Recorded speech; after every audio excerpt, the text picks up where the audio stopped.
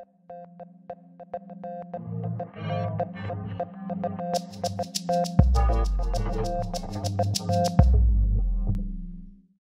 and welcome back to part 4 of the In the Box series. In this one I want to look a bit at mastering and finishing and touch on a bit about speaker calibration and also headphones. Just a bit of a recap though. There's a lot of different opinions about all of these processes, as you've probably seen.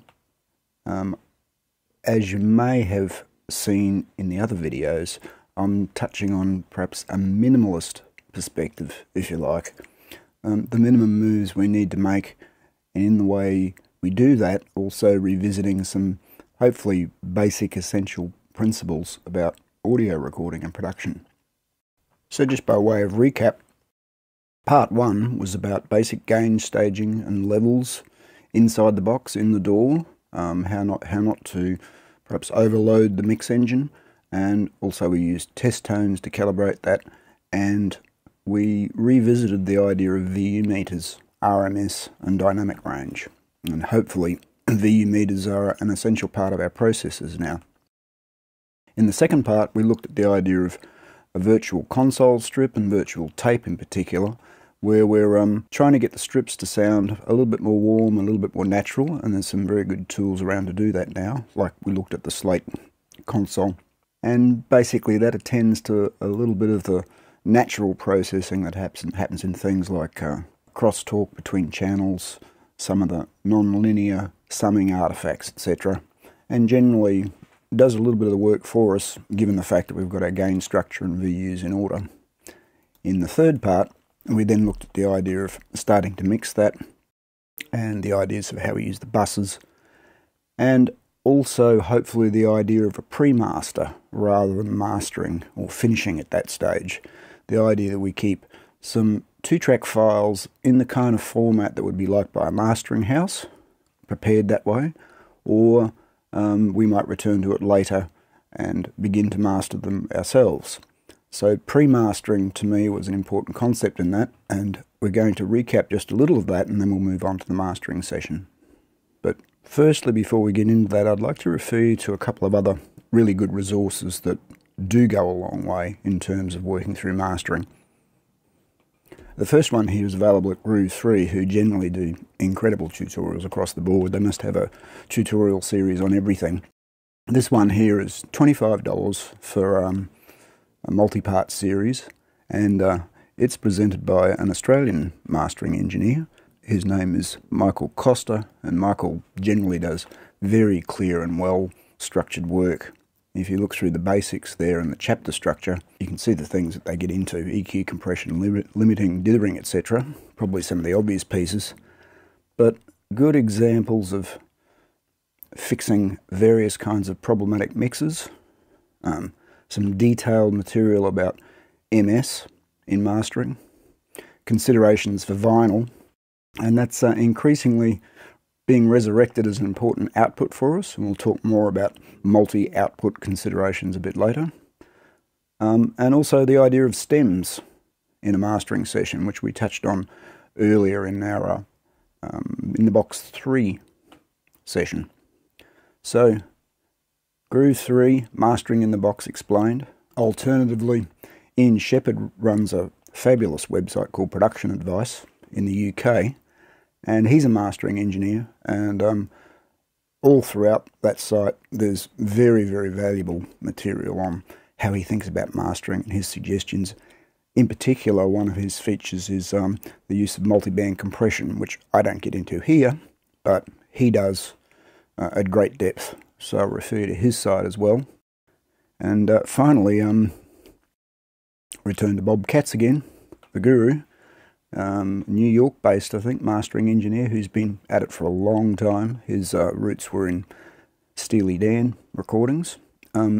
His mastering audio book, The Art and the Science, has got to be one of the Bibles. It's been out for quite a few years now, but I suggest that's something you should have on your bookshelf for reference. Fantastic book. And the last piece of information I want to touch upon before we start is returning to remind everyone about Bob Katz's K system. the metering for which is built in to a lot of third-party meters and also increasingly in DAWs themselves. And we're going to look at that a bit more closely in this session, but in particular his idea of K-series ranges. K20,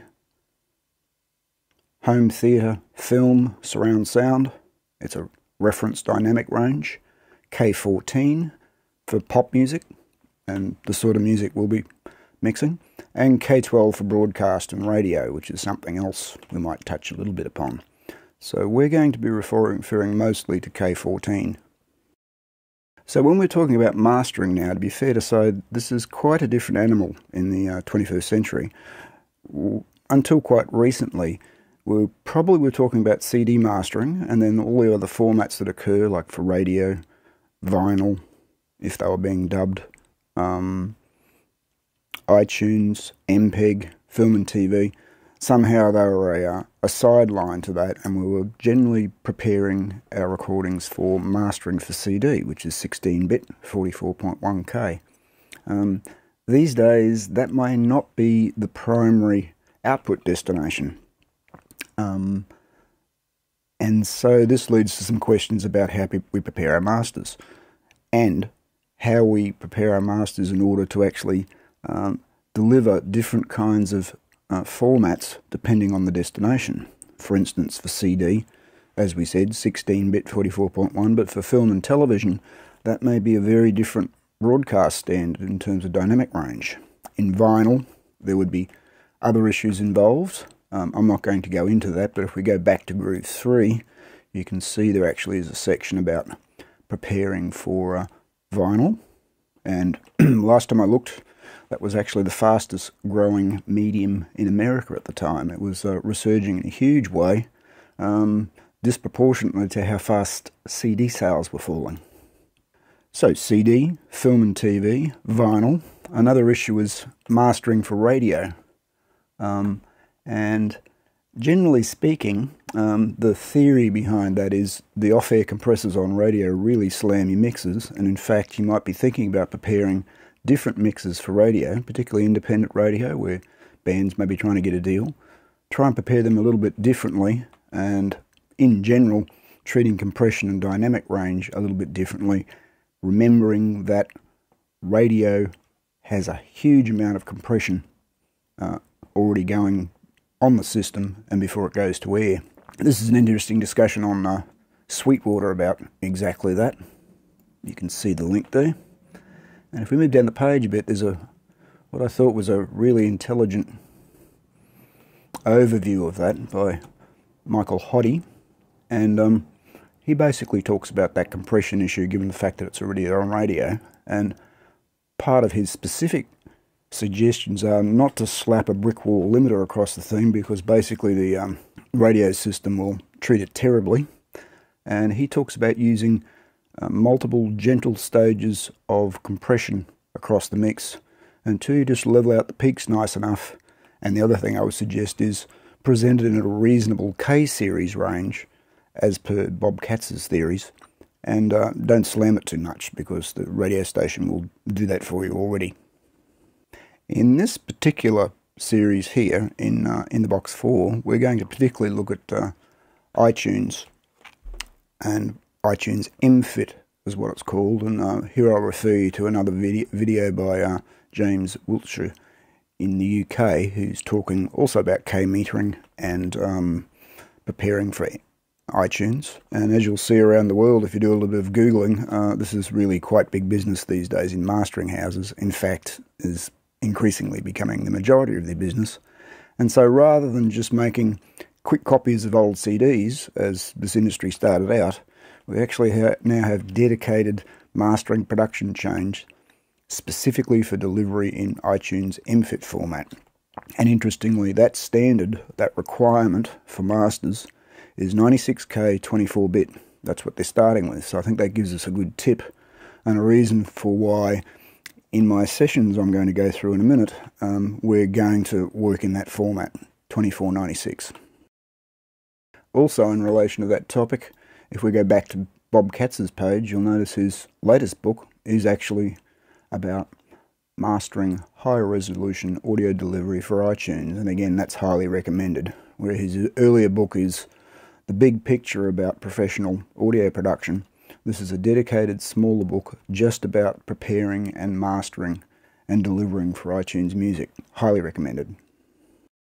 A last important point before we start unfolding a few of these sessions is returning to the Bobcats' K system and about how we're listening in a couple of different ways. In terms of the K system, which we saw was a suggested dynamic range, 14 dB above zero, what's really important here is this is not just a metering display issue, as Katz's paper and other materials go on about at great depth. The most important thing to relate this to is this relates to the calibration of your audio monitors, how loud they are. Otherwise, without the monitors calibrated correctly, the metering just goes up and down and looks nice. You'll probably find that calibration, when you get to it, may be a little bit louder than what you're used to. And then, in my experience, a lot of people turn it down because it doesn't sound too good. And actually, that's exactly the reason why the level should be calibrated, because you actually can hear a lot of detail about dynamics and EQ and artifacts that you may need to work on because your monitors are calibrated at the right level. At any time you can drop that level back, that's fine. But you come back to a reference point where it's calibrated. So you can look up some of these materials yourself, but in brief, you get yourself a handheld meter, like this Radio Shack. You calibrate it to slow, C-weighted curve, that'll be on little buttons on the front, and you put some pink noise into your DAW. Bobcats has some weighted pink noise that you can download. That gives you much better results than just a pink noise generator. And you calibrate the left speaker with pink noise independently of the right speaker, and then you calibrate the right speaker with pink noise independently of the left, one at a time. And basically on your handheld meter, according to the Katz theory, what you need to calibrate that for is 77 dB SPL. 77 dB SPL. That works backwards off the original film spec, which is 83. So K20, K14, take 6 off it, you get 77. So your monitors, left and right, are calibrated to 77 dB SPL.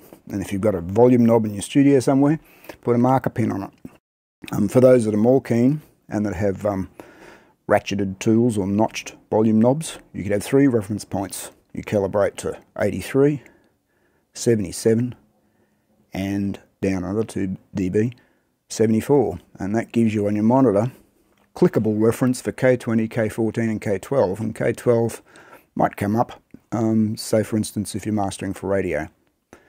We're using K14 in this series, and my monitors are calibrated at 77 dB SPL. The second point I'd like to refer to in that is about headphones. Anywhere in the mixing process and the mastering process, be sure to make cross-reference to a good set of headphones. In fact, the best set of headphones you can get and what you're comfortable with. Mastering headphones. AKG, Sennheiser, Bayer all make some very high quality cans. And that gives you a good reference point about some things you can't really notice in the monitors, specifically in relation to imaging and so forth. I'm not saying that you mix on the headphones entirely, far from it, but you cross-reference on those headphones from time to time to be able to hear different kind of detail that you don't pick up on the monitors. And basically that means you're listening to multiple sources.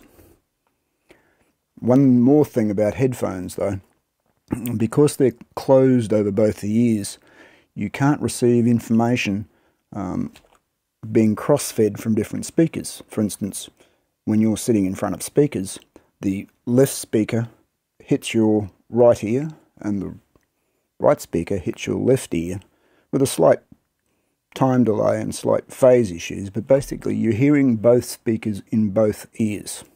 That's the natural world. With a set of headphones, you don't have any cross-feed. You've got the left hard in the left and the right hard in the right.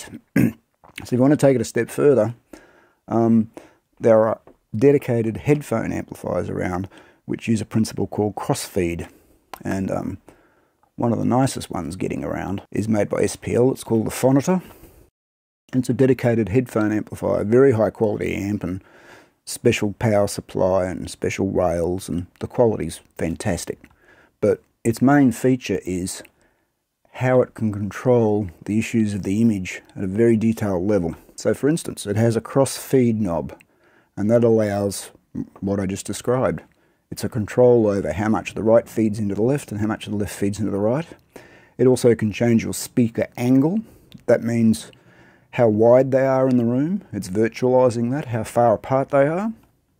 It also can control the center level, the phantom image in the middle. This might be particularly important, say, working with a vocalist or a soloist that's dead center, or any other kinds of sounds that are dead center. Overall volume that can be calibrated. VUs, of course, you can calibrate the whole thing under various standards. But the main thing is what it sends to your headphones. It has complete control over crossfeed, the speaker angle, and the level of the phantom image. With a good set of cans and an SPL, you can probably get pretty close to a final mix. Now, the SPL is not a particularly cheap unit. It's an industrial, very high quality top end. Having said that, it's probably the kind of thing you'd keep all your life for this kind of work. But there are other alternatives around. There's some cheaper hardware boxes. If you do a bit of Googling, you can find various things for gaming or home hi-fi. And the other alternative is there are a few plugins about that do a similar job. Not as good, but they do that job. Here's one I could refer you to that's not bad. Over at Flux, they have licensed some technology from Urcam in France, which most people will have heard of. They do fantastic research in the electroacoustic area, and it's called Here. And that's pretty much what Here does as a plugin. It allows you to do crossfeed and change your speaker width, and it has various emulations of various environments, but the main thing is it has this control of crossfeed and width. So it can do a reasonable job of emulating a little bit of that in headphones.